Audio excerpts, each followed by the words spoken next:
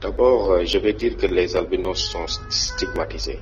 Vous savez pourquoi ils sont stigmatisés?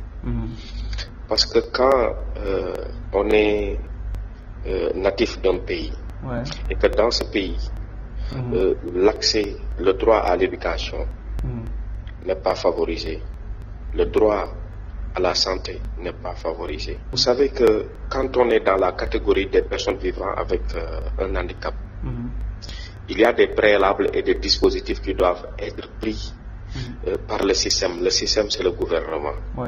Quand aujourd'hui on nous parle d'éducation inclusive et que il y a des millions qui sont injectés par des partenaires qui va vers le ministère de l'Éducation nationale et qu'au sein de l'éducation du Sénégal, les albinos ne sont pas pris en compte. Un albinos qui a des problèmes de vision, il ne peut pas voir le tableau, il est obligé de se lever pour aller jusqu'au tableau pour voir ce qui a été écrit.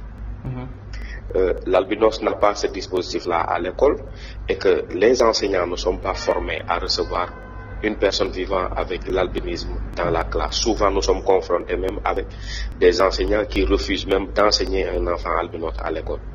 Vous avez des cas précis sur ce point?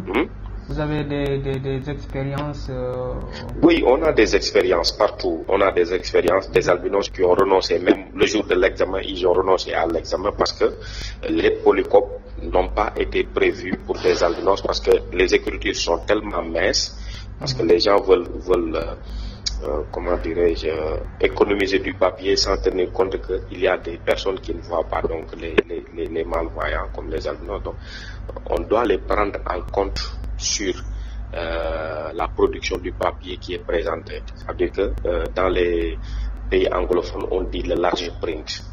Large print, ça veut dire c'est sortir les écritures en gros caractères pour permettre aux personnes qui ne voient pas de pouvoir voir. Et ici au Sénégal, les malvoyants, c'est les aveugles qui ne voient pas, qui ont des problèmes dans les examens, ils sont pris en charge dans l'office du bac. Ça veut dire qu'au niveau de l'office qui organise les élections, on les prévoit là-bas. Et nous, les albinos, nous ne sommes pas dans ces dispositifs. Donc, ce qui fait qu'aujourd'hui, ils sont restés en rade dans le système éducatif. Il en est de même aussi au niveau de la santé. Un albinos qui a le cancer, quand il vient à l'hôpital, il accède difficilement au dermatologue parce qu'il n'y a pas assez de dermatologues et la majeure partie des dermatologues ne sont pas spécialisés en albinisme.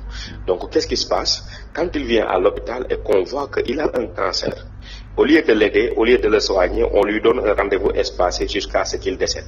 Donc ça, moi, je le qualifie de génocide. Ça veut dire que faire de sorte à ce que tous les albinos qui ont un cancer meurent goutte à goutte sans que les gens ne se rendent compte de ce qui se passe. Et c'est ce phénomène-là qui s'est passé cette année. Il y a 17 albinos qui sont décédés du cancer.